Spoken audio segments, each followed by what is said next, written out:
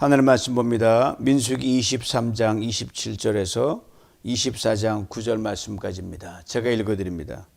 발락이 발람에게 또 이르되 오라 내가 너를 다른 곳으로 인도하리니 내가 거기서 나를 위하여 그들을 저주하기를 하나님이 혹시 기뻐하시리라 하고 발락이 발람을 인도하여 광야가 내려다 보이는 부올산 꼭대기에 이르니 발람이 발락에게 이르되 나를 위하여 여기 7제단을 쌓고 거기 수송아지 7마리와 순양 7마리를 준비하소서.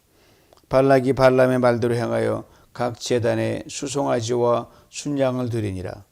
발람이 자기가 이스라엘을 축복하는 것을 여호와께서 선히 여기심을 보고 전과 같이 점수를 쓰지 아니하고 그의 낯을 광야로 향하여 눈을 들어 이스라엘이 그 지파대로 천막 친 것을 보는데 그때 하나님의 영이 그 위에 임하신지라. 그가 예언을 전하여 말하되 부올의 아들 발람이 말하며 눈을 감았던 자가 말하며 하나님의 말씀을 듣는 자 전능자의 환상을 보는 자 엎드려서 눈을 뜬 자가 말하기를 야곱이여 내 장막들이 이스라엘이여 내 거처들이 어찌 그리 아름다운고 그 벌어짐이 골짜기 같고 강가의 동산 같으며 여호와께서 심으신 침향목들 같고 물가의 백향목들 같도다. 그 물통에서는 물이 넘치겠고 그 씨는 많은 물가에 있으리로다. 그의 왕이 아각보다 높으니 그의 나라가 흥왕하리로다. 하나님이 그를 애굽에서 인도하여 내셨으니 그 힘이 들소와 같도다. 그의 적국을 삼키고 그들의 뼈를 꺾으며 화살로 쏘아 꿰뚫리리로다. 꿇어앉고 누움이 수사자와 같고 암사자와도 같으니 일으킬 자 누구이랴. 너를 축복하는 자마다 복을 받을 것이요 너를 저주하는 자마다 저주를 받을지로다. 아멘. 이스라엘 백성들이 40년 광야 방황 후에 이제 가나안을 향해 나아가는 그 즈음에 거의 마지막 단계에서 강력한 부족국가 두 족속을 만납니다. 바로 아모리 족속과 모압 족속인데 먼저 아모리 족속은 유명했습니다. 남북으로 지형되어 있는 그 아모리 족속을 하나님의 그 도우심으로 남왕, 북왕국을 다 패퇴하고 힘있게 전진하는데 그 소식을 또 이웃나라 강한 모압 왕 발락이 그걸 듣습니다. 생각하기를 야 힘으로는 우리보다 강했다고 여겼더니 아모리 족속이 이렇게 패퇴하는 걸 보면 힘으로는 당할 수 없다는 것을 이 발락이 깨닫게 됩니다. 사실 충분히 힘으로 이길 수 있는 능력이 있는 모압 족속인데 사람이 겁에 질리면 힘을 제대로 못 쓰거든요. 그래서 한참 고민하고 장로들의 회의를 하는데도 이 답이 안 나오는 거예요. 겁에 질려서. 이 대목을 보면 이후의 장면이지만 여호수아가 가나안을 향해 진격할 때 정탐꾼을 보내거든요. 그때 정탐꾼을 맞아든 기생 라합이 들려주는 소문에 의해서 지금 이 가나안 족속들이 우리 이스라엘 민족을 어떻게 여기는가를 아주 훤히 보고 듣게 됩니다. 그때 라합이 이렇게 말을 합니다. 너희가 요단 저쪽에 있는 아모리 사람의 두 왕 시온과 옥에게 행한 일들 곧 그들을 전멸시킨 일을 우리가 들었음이라. 우리가 듣자마자 마음이 녹았고 너희로 말미암아 사람이 정신을 잃었다. 바로 이처럼 이스라엘 민족을 하나님께서 일하심을 보고 듣고 경험한 이 모압 왕이 마음이 녹았고 정신을 잃은 겁니다. 그래서 군사적인 힘으로 상대할 수 있기 때문에 무엇은 하냐 입으로 이 백성을 저주하기로 작정을 하고 입의 힘도 막강하거든요. 이방 선지자 발람을 초청해서 이 이스라엘 민족을 저주하면 통하지 않겠나라고 해서 발람을 초청합니다. 많은 보상을 약속하고 이 사신들을 보내서 오라고 합니다. 와서 이 백성을 저주해 주십시오. 너무 강해서 우리 힘은 이길 수 없습니다. 하나님이 막으십니다. 발락에 나타나셔서 너는 발락이 보낸 사신으로 가지 마라. 내 백성은 복을 받을 자다. 저주하지 말라고 말씀하십니다. 그러나 발락은 하나님의 음성보다 발락이 제시한, 모압 왕 발락이 제시한 그 뇌물에 더 마음이 갔습니다. 발락과 발람 비슷하죠. 발람은 이방 선지자고 발락은 모압 왕을 말합니다. 하나님 막으셨습니다고 자꾸 묻습니다. 그래서 하나님이 가라 이렇게 말씀하셔요. 그냥 좋아 소용한 게 아니라 경고성 메시지를 담은 그 말씀이었어요. 이 발락이 보낸 그 사신들을 쫓아갈 때 하나님이 아침 일찍 이렇게 말씀하십니다. 일어나 함께 가라. 그러나 내가 내게 이르는 말만 그대로 전하라. 다른 소리 하지 마라. 그리고 일행을 따라 가는데 아주 놀라운 일이 발생을 합니다. 이 발람이 타고 가던 이 나귀가 앞으로 가다가 자꾸 뒷걸음을 치는 거예요. 몇 차례 뒷걸음을 치다가 이 발람의 이 몸이 이 좁은 곳으로 가다가 이 나귀와 이 벽 사이에 끼어가지고 아주 고통이 심했어요. 상황을 모르는 이 발람이 나귀를 마구 때립니다. 바로 그때 하나님께서 이 짐승, 미물인 짐승의 나귀의 입을 열어 사람처럼 말을 하게 합니다. 나귀의 말입니다. 내가 언제 당신에게 이렇게 한 적이 있습니까? 왜 때리냐 이 말이죠. 네 놈이 내 말 안 듣고 그러니까 내가 손에 칼이 있으면 너 죽었다.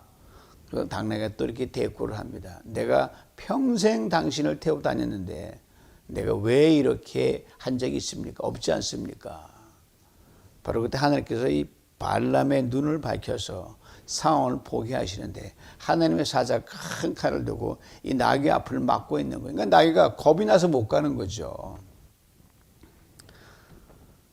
짐승도 보고 듣는 것을 이 발람은 보고 듣지 못했습니다.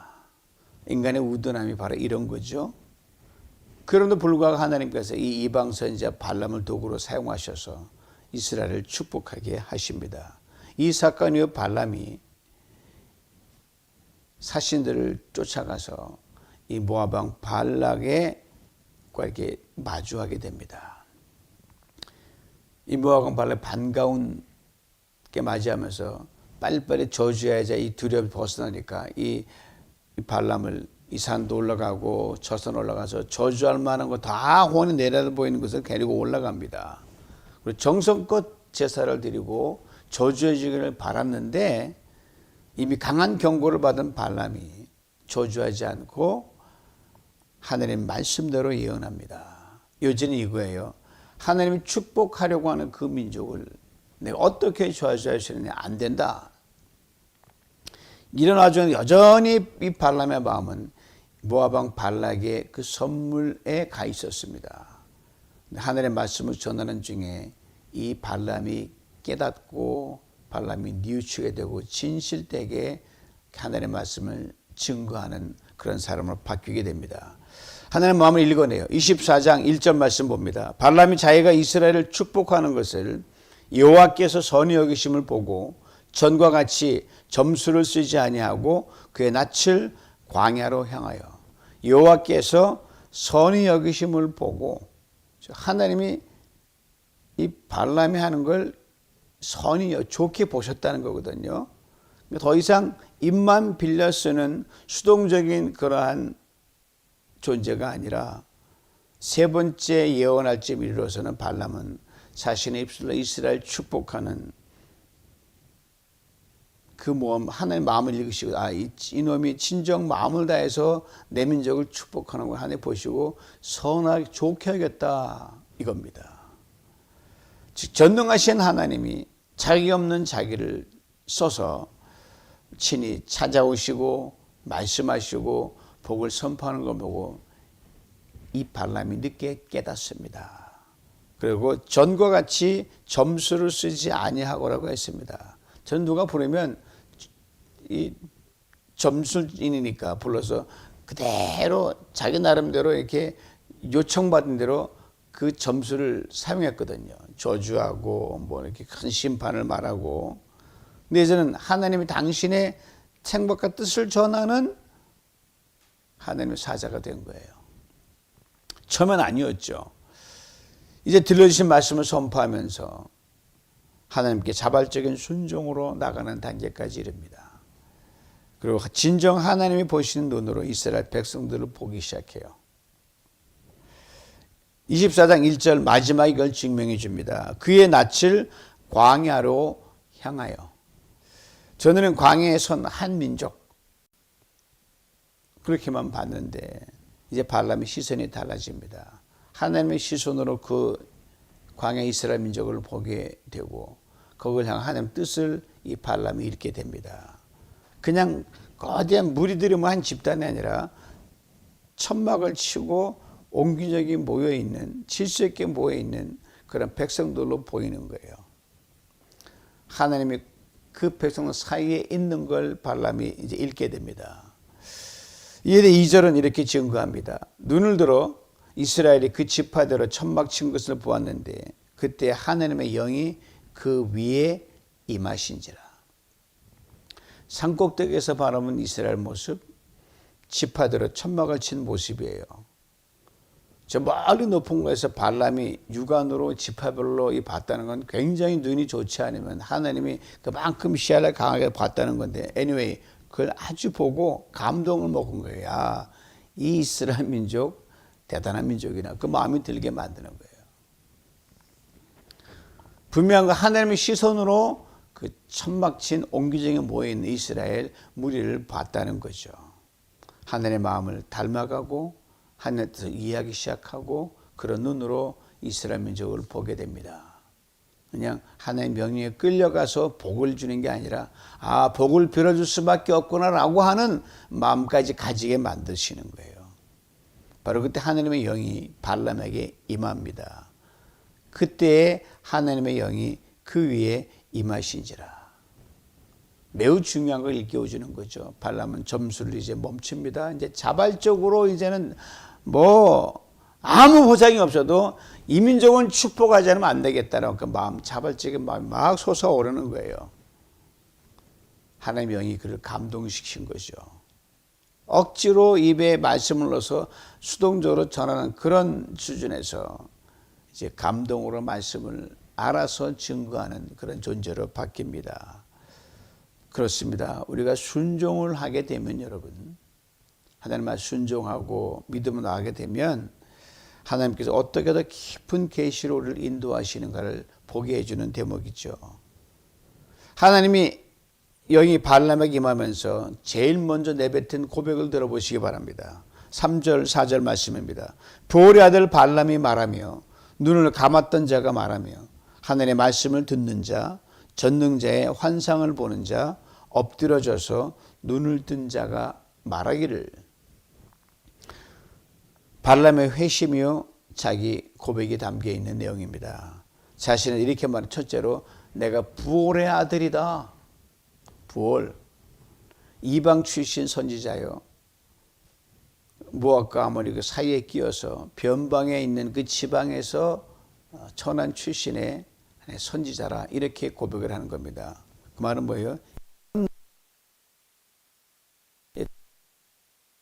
자기 점술로 살았던 내가 이제는 여러분 들었듯이 홍해를 가로가듯 엄청난 기적을 향하는 하나님의 내가 마우스피스가 됐다. 이 고백입니다. 둘째는 눈을 감았던 자라 그래요. 눈을 감았다는 말은 눈이 가리면 아무것도 안 보이잖아요. 영적으로 무감각해졌다는 겁니다. 여러분 사울이 예수님을 제대로 보지 못했을 때 눈에 비늘이 가려서 아무것도 못 봤거든요. 바로 그런 지경에 있었던 이 발람을 하나님께서 눈을 뜨게 해서 늘 들었던 이스라엘 백성이 제대로 보이는 거예요. 하나님의 말씀 제대로 들리는 것이고요. 하나님 왜 복음을 선언하는지 몰랐는데 이제는 알게 되는 거예요. 눈을 감았던 자였는데 이 나를 어떻게 변화시켰냐. 하나님의 말씀을 듣는 자, 전능자의 환상을 보는 자, 엎드려져서 눈을 뜬 자라고 이렇게 세 가지로 자기 변화된 모습을 말합니다. 발람이 더 이상 복술로 점술로 자기 뜻대로 뭘 전하는 그런 이방 점술자가 아닙니다. 하나님의 뜻을 정확히 읽어내고 하나님의 진정한 대변인이 된 겁니다. 이것이 하나님의 은혜가 만든 변화된 사람의 모습입니다. 하나님이 이방 선지자도 은혜를 주셔서 확 바꿔놓을 수 있다면 못 바꿀 사람은 없다는 거죠. 그리고 은혜를 받았다는 게 뭡니까, 여러분? 은혜를 받으면 정말 깨달으면 말씀이 들리는 거예요. 그대로 100% 수용하는 거예요. 그대로.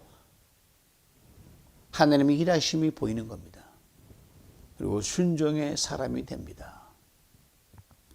은혜 받았습니다는 말은요, 그냥 단순히 어떤 사건에서 내가 놓였다, 문제 풀렸다, 그 정도까지 아닙니다. 문제가 풀리든 안 풀리든, 상황이 어렵든 안 어렵든, 하나님의 일하심이 그 가운데 보이고 그대로 믿어지고 말씀대로 행하는 것, 이게 은혜 받은 겁니다.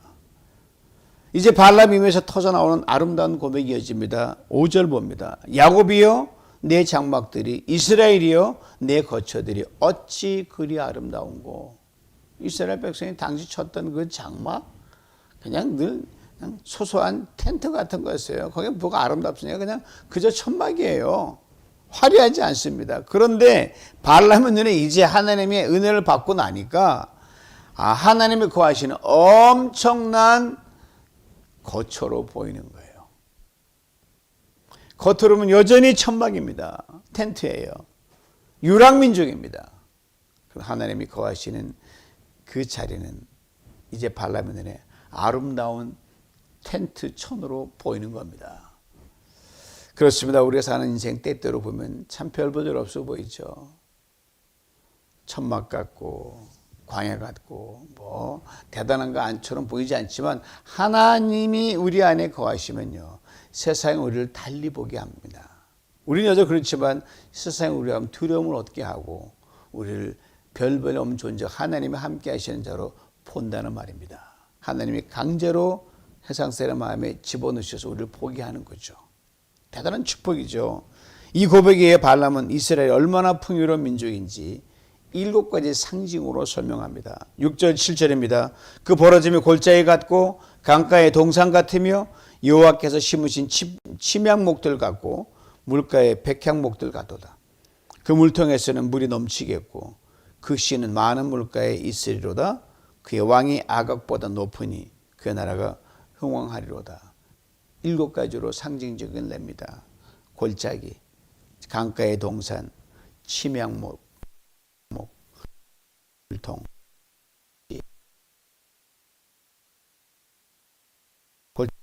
생명이 흐르는 은밀한 자리라는 겁니다.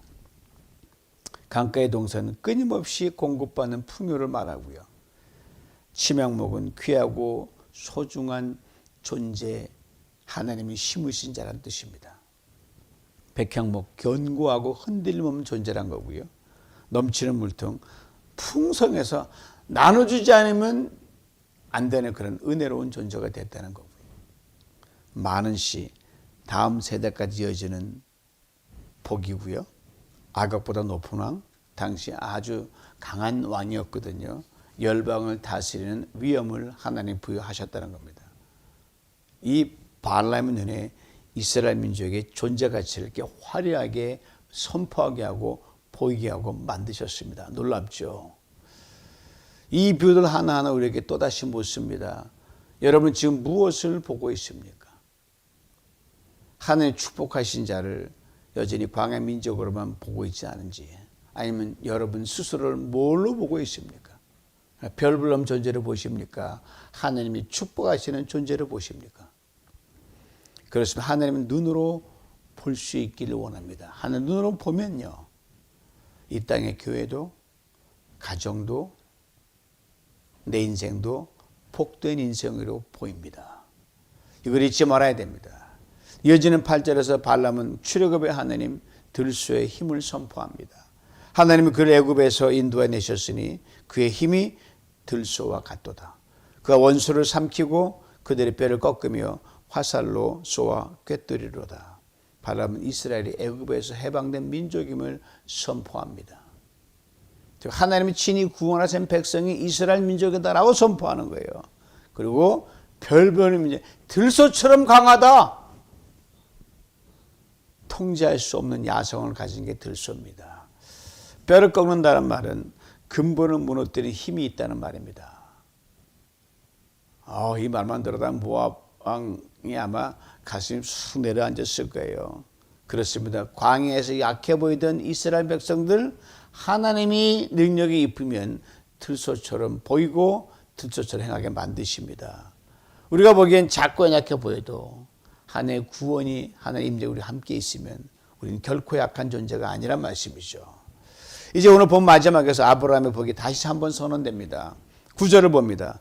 그는 꿇어 앉아 누움이 숫자자와 같고 암사자와 같으니 누가 그를 일으킬 수 있으랴. 너를 축복하는 자마다 복을 받을 것이요 너를 저주하는 자마다 저주를 받을지로다. 9장은 창세기 12장 아브라함의 언약을 되풀이하고 있습니다. 이방 선자를 통해서 아브라함의 복을 다시 한번 선포하게 만들어. 하나님 하시면 뭐든지 할 수 있는 거예요. 너를 축복하는 자에게 내가 복을 내리고 너를 저주하는 자에게는 내가 저주하리니. 이스라엘은 하나님께 복을 받은 민족, 약속받은 민족입니다. 그리고 그 복은 세상으로 흘러가게 돼 있습니다. 그럼 이스라엘 축복하는 자는 이스라엘이 축복하지 않아도 하나님이 알아서 축복해 주십니다. 이스라엘 저주하는 민족은 이스라엘 저주하지 않도록 하나님이 알아서 정리해 주시는 거예요.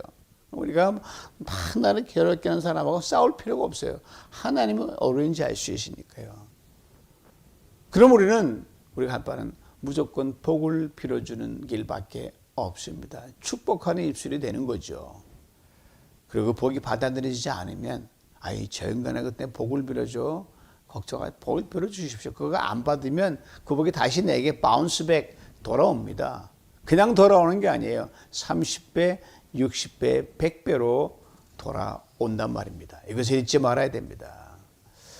사랑하는 성도 여러분, 발람은 보지 못했던 자였습니다. 하나님 그의 눈을 열지 않으셨다면 그는 여전히 돈을 따라가고 인간의 조건을 따라가고 욕망을 따라 살아갔을 것입니다. 그러나 하나님은 그의 눈을 여셨고 그는 복을 본 자, 복을 말하는 자, 복을 빌어주는 자가 되었습니다. 이 새벽에 닫힌 눈이 열리길 간절히 원합니다.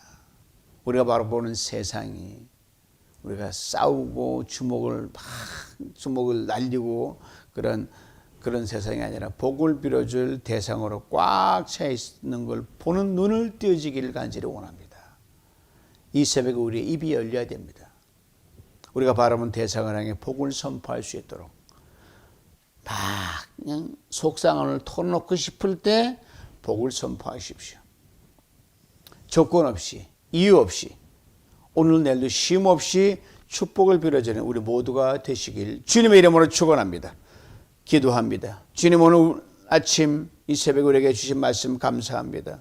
눈을 감았던 자, 귀를 닫았던 자였던 발람의 고백이 오늘 우리에게도 회개의 울림이 되게 하시니 감사합니다. 복을 보지 못하고도 복을 거부했던 우리를 다시금 하나님의 시선으로, 하나님의 관점으로 살게 하시니 감사합니다. 주님, 이제는 우리가 복을 말하게 하옵소서. 복을 받은 자로 살게 하시고 복을 나누는 자로, 복을 끝까지 지켜내는 자로 살아가게 하여 주옵소서. 눈에 보이는 현실이 우리를 흔들지 못하게 하시고 하나님의 말씀이 우리의 판단이 되게 하옵소서. 우리가 저주하려 할 때, 속상함을 털어놓으려고 할 때 하나님 당신의 말씀에 의지하여 축복을 택하게 하시고 우리가 판단하려고 할 때 하나님 오래 참으며 사랑하게 하여 주옵소서. 주님, 우리 삶이 이스라엘의 장막처럼 하나님 보시기에 어찌 그리 아름다운고 라고 감탄할 수 있는 예배의 자리, 믿음의 행진이 되게 하여 주옵소서. 이 하루 우리의 눈이 띄게 하시고 우리 입술이 말씀에 바로 서게 하시고 복을 담은 자로 세상 속을 걸어가게 하여 주옵소서. 복을 본 자답게 살게 하시고 복을 말하는 자답게 살게 하여 주옵소서. 우리 주 예수 그리스도의 이름으로 기도하옵나이다. 아멘.